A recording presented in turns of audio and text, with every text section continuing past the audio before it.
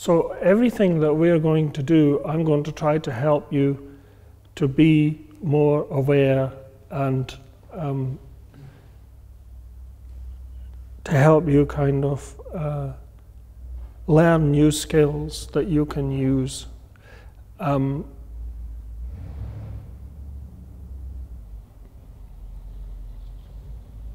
Including drinking tea and things like this, which some of you have experienced. It's to get used to the idea that the everyday life that you're living is a life that you can begin to kind of live it in a slightly different way. As I said before, rather than trying to get rid of things, you know, it's about working with what's already there. And working with that, you will change your relationship to it, which in fact will change the experience that you have of it. So it's not about getting rid of things. It's about coming to terms with things and working within your personal limitations, if you like, learning not to kind of want to be somewhere that it's almost impossible for you to get to, you know. So again, I'd like you to deliberately move your body and change your posture, and to become used to this idea of changing your posture and becoming aware of the weight of your body going down and the height of your spine going up. And to sit in a kind of a dignified way, you know, not slouching or whatever, but always in a way that's comfortable for you and that you're working within your limits, you know.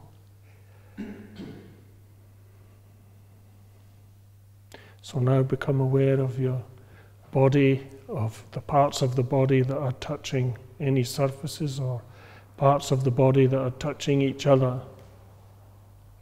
And just bring an awareness to this, that's all. And close your eyes and relax. And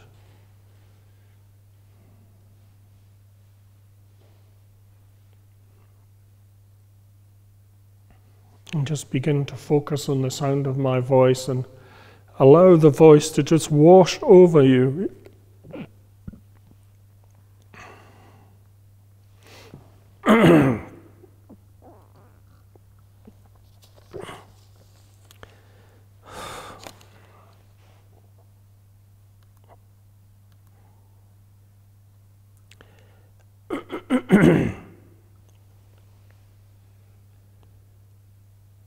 So I'm going to say a few things about mindfulness.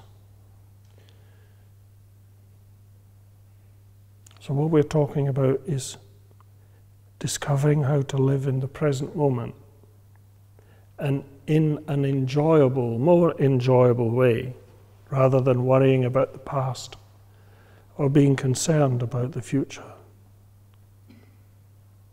So the past is gone. The future isn't here yet, and there's only actually now to be conscious of what you're doing.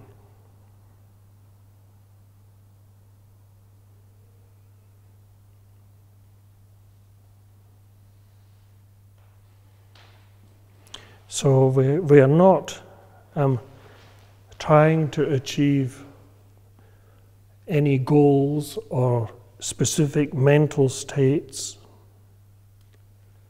or become relaxed. We're just going to try to rest in the moment.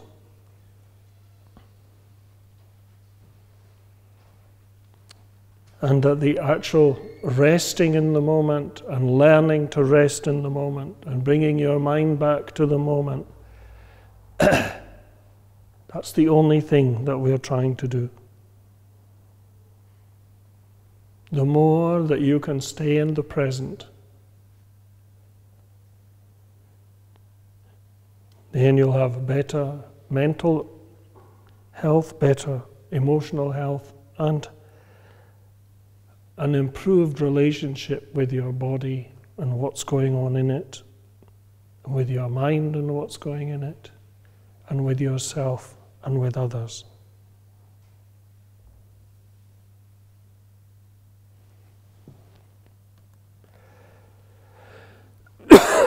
So you're not trying to become relaxed. We're trying to become more aware and more accepting of your moment by moment experience.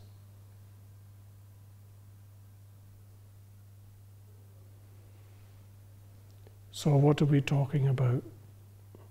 We're talking about if you're tense, it means becoming aware of this tension and exploring this tension and looking into where you're tense and actually exploring what it feels like, exploring how you feel about what it feels like, approaching it.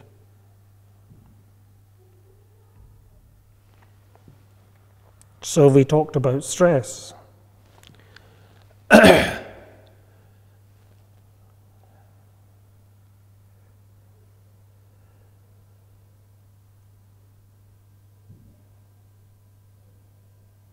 We've talked about mindfulness.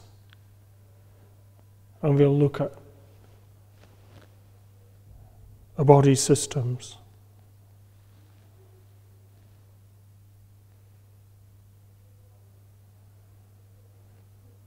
So mindful awareness is about developing a non-reactive, active observing of what's going on in a focused way. Seeing what's going on, being clear about what's going on, the thoughts, the feelings, and the body sensations in the here and now.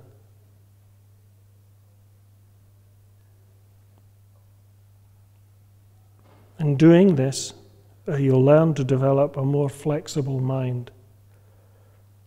It'll be possible to work more wisely with life's difficulties and actually develop the ability to choose how to act.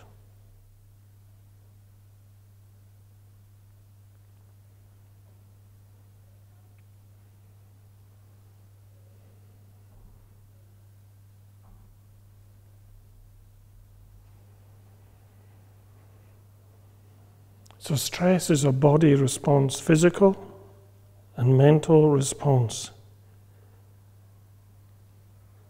When we are forced to adapt to changing conditions, whether they're real or imagined, and whether they're positive or negative.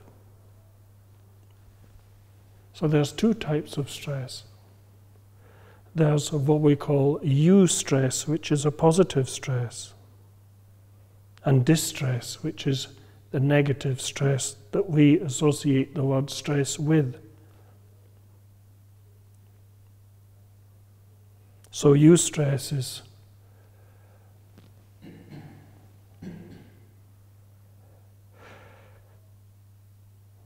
evoked by what we consider positive emotions. And they are what help us to get up in the morning. And these are healthy ways to experience stress.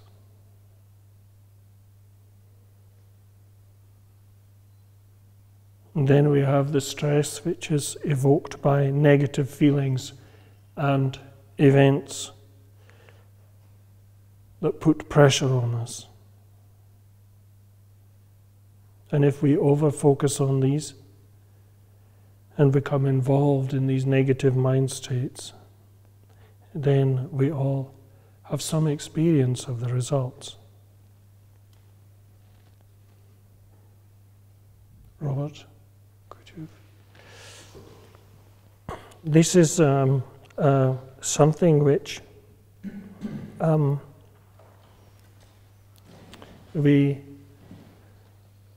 if I demonstrate something using my hands, this is, represents the brain stem. This is, a very ancient part of the brain.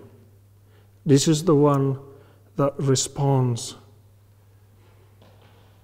if you like, when the lion kind of jumps out of whatever, in ancient times. But at the moment, we treat events in our lives like we treat the lion. Like you were alluding to, having meetings and meeting people and stuff like this. That's the lion that we face up to nowadays. So whichever thing it is that you find is causing you stress or whatever, this is where it starts, in the brainstem, the ancient part. Then on top of the brainstem, there's this emotional brain. So this triggers this. And then on top of that, there's the frontal lobes and the things which cover the ancient brain. And there's communication goes on between this and the emotional brain. And this, because of the way that we live and because of the pressure that's put on us, sometimes this doesn't switch off. And so it triggers this, and then it brings thoughts to mind, and then there's a dialogue between this, and it doesn't stop. Do you understand? It's very, very simple, And it's really important that you understand what it is that's going on, And that's what we're going to be working with, those things, That's what we're doing already. Thinking mind, emotional mind, which influences the thoughts, feelings, influencing the thoughts, the movement between those two parts of the brain. And this being overstimulated, And so you probably kind of recognize some of these things.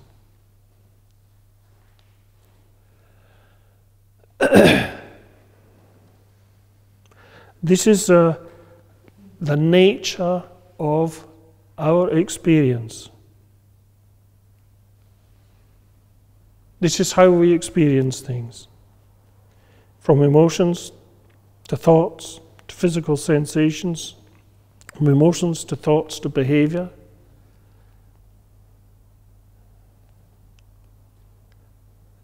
And so all of them are in operation, When we experience something, we have a body experience, we have a thought experience, we have an emotional experience, all tied in,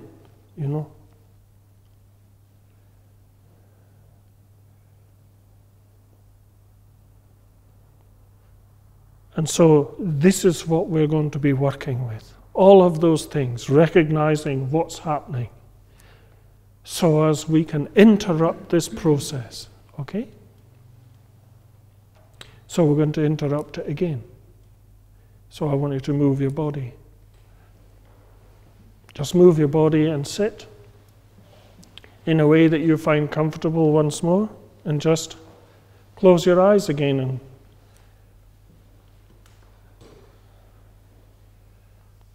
see, how do I feel about what we've been talking about?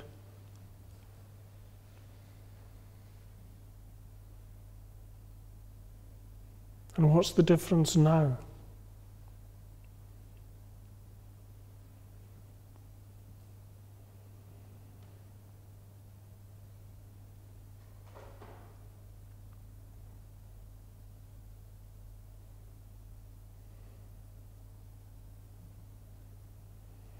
So now open your eyes again. And then see if you recognize any of this. This is the result. Do you recognize any of those things? Yes. It's really important, okay? Because we are going to break this down. You are going to break this down. You are going to kind of be able to relate to the parts of this experience, you know? That's what we're going to be doing. That's what we are doing, actually, even now, you know? And the important thing is the recognition and the awareness of the things that are actually happening in order that you can begin to move around them and work with them, okay? It's important to understand that, otherwise you've got the total kind of a mistaken idea of what it is that we're trying to do, you know?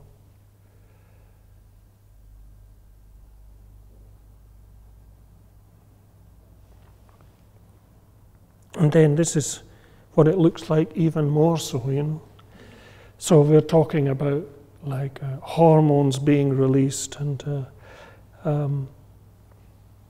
triggering off this brainstem, and then how it changes your physiology. Your blood pressure goes up, and you know, your anxiety goes up. And then how the body starts to shut down certain parts of the body to cope with it, you know. Then you don't eat properly, then you don't sleep properly, then you're kind of, you can't focus properly, you know. It's and if this goes on for a long time, which in the society that we live in, the pressures that society puts on us, you know, just to be here, never mind to do anything. You know, you've got your council taxes and your, you know what I'm saying, there's all of this stuff going on, your heating bills, your lighting bills, you know, all of this stuff, and you haven't done anything yet, you haven't gone out the door. Do you understand what I'm saying? Yeah. So it's like piled on you, you know.